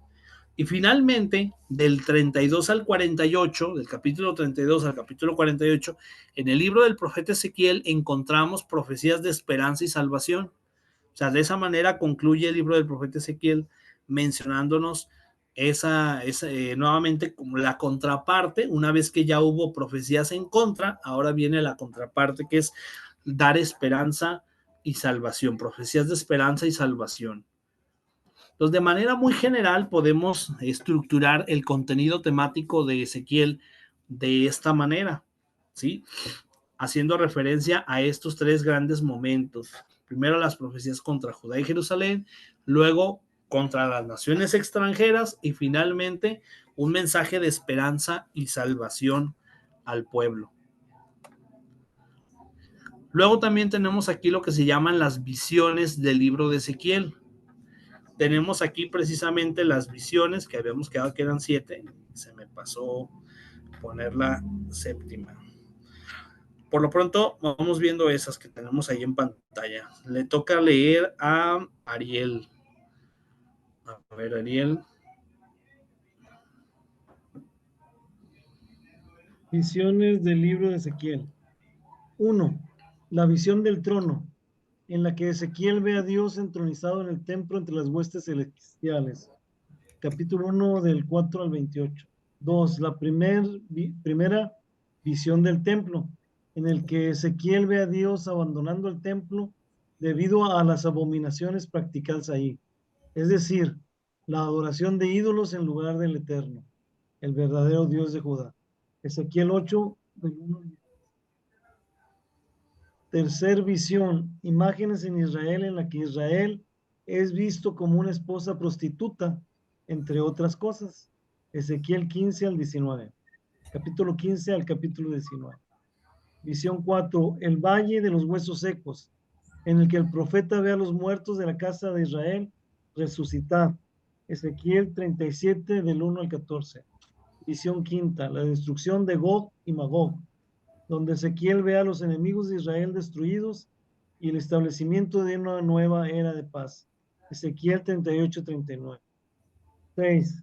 La visión del templo final, en el que Ezequiel ve una nueva comunidad en torno a un nuevo templo en Jerusalén, a veces llamado el tercer templo, donde la Shejinah, que es la presencia divina de Dios, ha regresado. Ezequiel 40-48. Nada más una observación, profe. Sí, claro. La palabra Shejinah no viene en la Biblia. Es Kabod, que es la gloria de Dios. Pero el judaísmo la ha adoptado. Ya. Ok, qué bueno que me lo comenta. Muy bien, excelente. Bueno, pues tenemos ahí entonces las visiones que podemos encontrar, la visión del trono, la visión del templo, la visión de los huesos secos, la visión del templo final, ¿verdad? La visión de los enemigos de Israel destruidos y una nueva era de paz. Tenemos ahí entonces la visión de Israel como una esposa prostituta. Nuevamente vuelve a hacerse presente esta personificación que habíamos visto en el anterior libro, en Lamentaciones, donde muchas de las veces al pueblo de Israel se le personifica como en forma de alegoría, ¿verdad?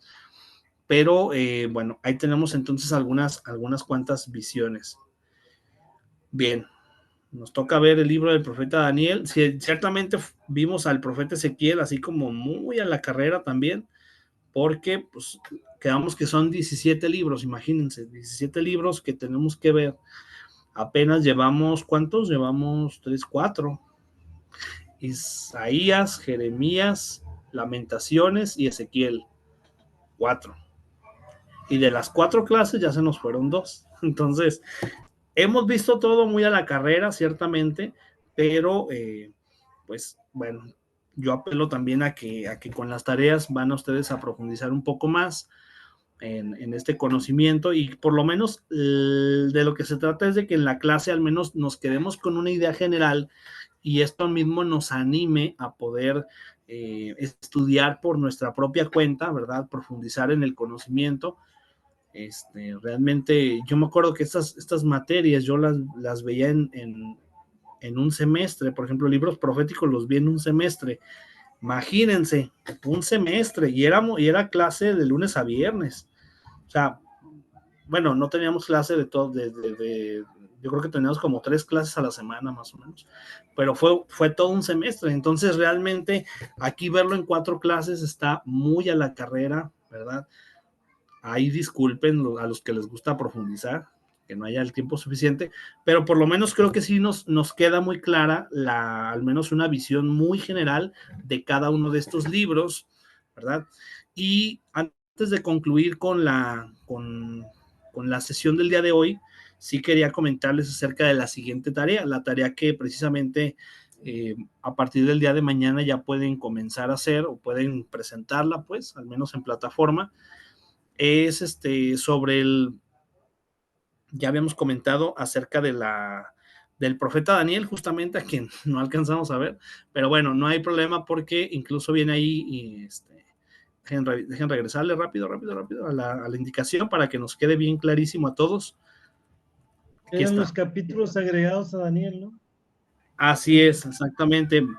Dice, investiga cuáles son las adiciones, es decir, las añadiduras, ¿verdad?, que se le hicieron al texto hebreo de Daniel y que sí se encuentran en la Septuaginta. Posteriormente realiza una breve narración, o sea, lo que ustedes van a hacer es, una vez que investigan, brevemente narrar, contar ahí cada uno de los pasajes que se añadieron. Si mal no recuerdo, son 4 pasajes que se añadieron. Entonces, ahí está. Básicamente, con que hagan una especie de resumen de cada uno de esos pasajes, con eso es suficiente. Uno de ellos, por cierto, es el de la casta Susana, ¿no?, que ya habíamos comentado en alguna clase pasada. Entonces, lo añado. Así es. Entonces, nada más con que hagan eso, lo pueden presentar igual en un documento de Word, o si lo quieren directamente guardar como PDF y enviarlo, adelante, ¿verdad? Sobre esta tarea, no sé si hay alguna pregunta, alguna duda, alguna inquietud que tengan ustedes.